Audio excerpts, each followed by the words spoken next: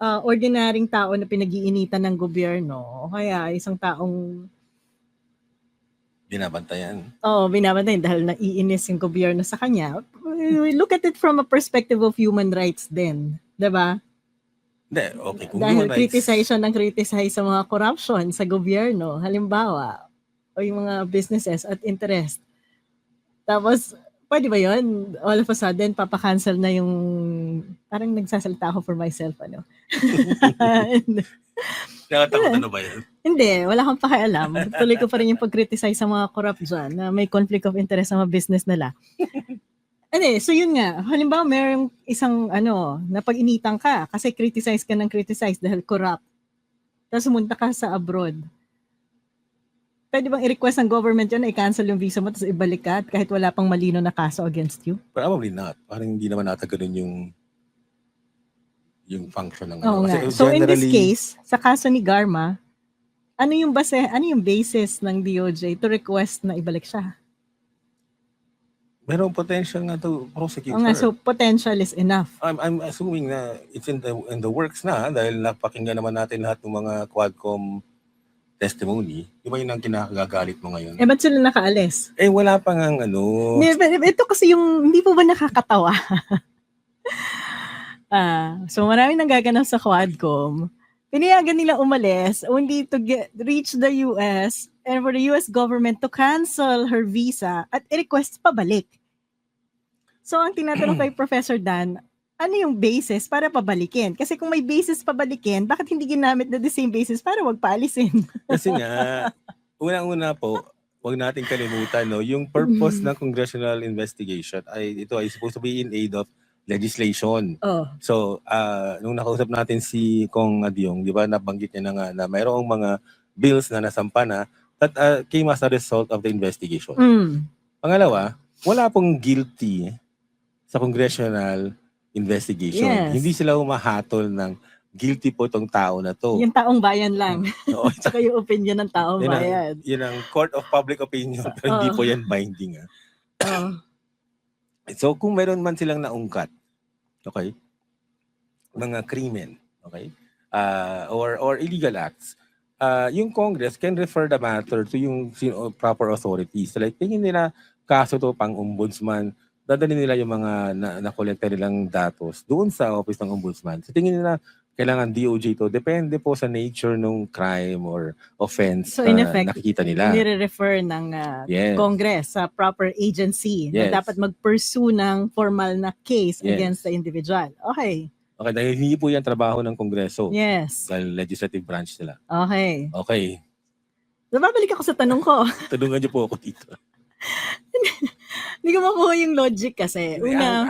Una, kung pwedeng magpa-uwi because of probable cause, medyo kinakabahan ako doon kasi pwede palang pauwiin kahit sino dahil feel lang ng gobyernong kasuhan ka. Diba? Yung border ng human rights and kasi. Hindi, iba yung ordinary na tao. Iba yung kaso nitong si Garma. Kasi nga naging subject na siya, nag-testify na siya. So, parang I think ang pinanggagalingan ng galit ni Prof. Shelo ay like many of us. Hindi ako nagagalit for Garma. Iniisip ko lang kung nagsiset ba to ng president sa potential abuse of power ng government dahil hindi pa sila nagpa-file ng kaso pero pwede na nilang ipa-detain, pabalikin, mga ganon. Gusto ko lang linawin yun na walang pagsisiil ng karapatang pangtao dito. Ayan. Iba nga yung case niya kasi wala siyang visa. Dahil na ginagamit ng government, ng US government yung Magnitsky. Sige, magsa-step back muna ako. Nung in-implement ng US government, nung biglang nag-kick in itong Magnitsky Act na to, sa palagay mo may involvement ang Philippine government o US government lang to? Hindi ko matiyak yan. Don't give me a definitive answer. I can't. A definite answer. But make a guess. Di ba ganyan na may mga abogado? Hindi nga eh. Usually kailangan namin ng facts. What would be the probable answer? Ang tingin ko mas magaling yung network ng US. Ang tingin ko lang mas marami silang alam sa atin sa nangyayari sa mga especially kung may involved ng properties nila sa US. Because Garma has properties in the US. So, sinasabi mo ba na mataas yung likelihood na may sariling intelligence work ang US? Alam na nila yan, tingin ko. Kaya Tingin ko alam na nila lahat nag-kick in. And I guess they're monitoring what's going on in the Philippines now. So, babalik ako doon sa pangalawang tanong ko. Yun nga. Kung magre-request din naman pala yung Philippine government na pauwiin si Garma on the basis na mag-file sila ng case, ba't pa nila pinaalis in the first place? They could not have made her stay kasi hindi naman nila mapigilan dahil hindi pa malakas yung kaso. Yun ang hula ko Kung meron kang malakas na kaso, pwede ka na mag-apply ng precautionary hold departure order. Dapat napigilan nila yung pag-alis. Ang tingin ko, at dahil nanguhula lang talaga tayong lahat dito, hindi pa ganun kalakas yung kaso. Kaya hindi sila makapag-apply ng hold departure order. Okay. Ngayon, umalis siya. Wala na siyang visa dahil ginagamit sa under US law, na-cancel na yung visa niya. Anong gagawin natin sa kanya? So, babalik siya. Wait. So, pagbalik niya, kung meron siyang European visa, pwede naman siyang umalis. By the way, may ibang countries na gumaya na ng Magnitsky Act. So, hindi lang yung US yan. I know, Canada, I know some other countries have done it. Kaya nga. So, ibig sabihin, may Canadian visa siya. Ang Canada po ay may Magnitsky Act. Bakit ba? Patapusin mo na yung question ko bago ka sumagot. Para hindi ba ganyan sa law school, di ba? You listen to the professor first. Let the professor finish a question before you answer. Right? Okay. So, yung question ko, pinaalis siya dahil walang basis pa ng kaso. Pagdating sa US, pinapauwi siya dahil na-cancel yung visa niya because of the Magnitsky. So, nakauwi na siya ng Pilipinas. Hindi naman siya madedetain kasi walang kaso sa kanya. So, kung meron siyang Schengen visa or Canadian visa, pwede na naman siya umalis. Tapos ano yun, magkikick in na naman yung Magnitsky. Tapos babalik na naman. I can't see the future. Ang tingin ko, bibilis po yung investigation ng DOJ. But let's say hindi pa kung hindi pa nag-file ng DOJ, that's a possible scenario, right? Yes. Kung hindi yun given sabi mo kasi kailangan factual. The fact is, wala pang case against her. So kung gusto nga niya pumunta ng Canada or Japan, kung may Japan visa siya, winter Gusto niyang manood ng Sakura sa spring. At kung wala pang na-file na case yung DOJ against her, pwede siya uling umalis. Yun lang yung tanong ko. Pwede. Okay. So yung next na question ko, bakit nga ba hindi pa nag-file ng case ang DOJ? Hindi ko talaga alam. I am, assuming na the DOJ is doing its job. Tapos, hindi ko alam gaano katagal bago nakaka-determine sila kung sapat na yung kaso. Kasi kung ako yung DOJ, ayoko magsampa ng kaso na alam kong mahina. Okay?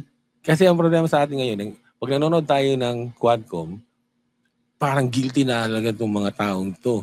So, yung expectation natin na makukulong itong mga to, tumataas, di ba? Mm-hmm. Pero, kung nagdadawit ng mga pangalan dyan, kailangan investigahan pa yan ng DOJ kung totoo ba yung mga sinasabi. Kahit under oath yan maaari namang nagsinungaling yung ibang tao dyan. So, the DOJ has to make sure malakas yung kaso. That means investigating lahat. Oo nga. So, currently, supposedly, if DOJ is doing its job at nakikita nyo yung nangyayari dito sa Quadcom, dapat nag-investigate na siya, right? Malamang, yeah. Oo nga. Pero kasi ito, tingnan mo yung question ni Newbie. Wait, so. Yan. Sabi niya, wala pa kasing case, di ba? So parang sinusupil mo yung karapatan ng tao mag-travel. Yes. Tama siya. In general rule, you cannot. Kaya nga. So dahil nga wala pang kaso. You cannot stop a person from traveling. Correct. So dahil wala pang kaso, pinauwi siya dahil sa US may Magnitsky Act. Kung gusto niya pumunta ng Taiwan, Japan, Canada, pwede pa rin. Pero tingin ko nga, parang si Alice na yan Nung nang napabalik na si Alice, biglang nagsampahan na ng kaso. Ayun nga, bakit ba kasi kailangan pang? Hindi ko alam kung bakit. Nikki, Yusek Nikki T. Handa ka na, ikaw na yung next Rescue Professor Dadgat. May question dito si Memen. Sabi niya, wala pa siyang case in PH but in US meron na, right, because of the Magnitsky Act. No, not necessarily. Hindi yan necessarily a case. Ang system lang yan na kung saan pwedeng mag-penalize. Hindi siya judicial system. And the penalty is to one is to cancel a visa and then to To restrict freeze your asset. access to your Diba? assets. Okay, sige. Papatawarin muna kita. Nakapark lang yung question ko. Babalikan ko yun uli mamaya. Wala kasing sagot yan eh. Alin? Yung tanong mo, walang sagot doon na masasayaan ka, Hindi, masisiyahan ka. meron akong theory, proposals na iniisip. Pero mamaya ako natatanong sa'yo. So ngayon, going back to Garma and the possibility of filing a case against Garma. Yung unang-unang nakita natin dun sa hearing ng Quadcom ay yung involvement niya sa EJK. Tapos nagbigay siya ng mga statement at nilink niya si Leonardo, sinabi niya si Duterte, sinabi niya si Bongo. Ano sa palagay mo yung mangyayari? Ano yung possible na kakasuhan ba si Garma doon sa involvement niya sa EJK? Ano yung sense mo doon sa mga information na na-extract sa Quadcom? Okay. First of all, guest pala ako. Hindi ko alam. Yes, kakanta ka nga mamaya eh. Alam ko, co-host ako. Hindi nga guest, ganyan naman yung role mo sa buhay, di ba? Lagi mo kitang nire-recitation. So, sabi nga ng mga estudyante mo, they enjoy watching this live. Kasi finally, si Professor Gatmaitan yung nire-recitation. Isa lang nagsabi dun. Oo nga. Hindi, marami na. Dalawa na yung nagsasabi sa akin. Tatlo. Okay. Ang tingin ko, if it's based on yung mga affidavit na sinabit niya sa Quadcom, sobrang maingat siya dun sa kanyang mga sinasabi. Dahil according to yung narrative niya, ano yung narrative niya? Yung narrative niya, hindi siya active participant. Di ba? Nagkaroon siya ng dalawang affidavit dyan eh. Isa yung nung nilaglag niya si Duterte at si Bongo. Yeah. Pangalawa, may supplemental siya. Pero in both cases, kung tingnan nyo, parang wala siyang sinasabi na actively part siya nung either yung pag-design at pag-implement nung Davao Model EJK, kahit na nakikita niya yung nangyayari. Diba? Pati nung sa supplemental sinasabi lang niya na lahat ng tao doon aware na there's such a thing as yung DDS.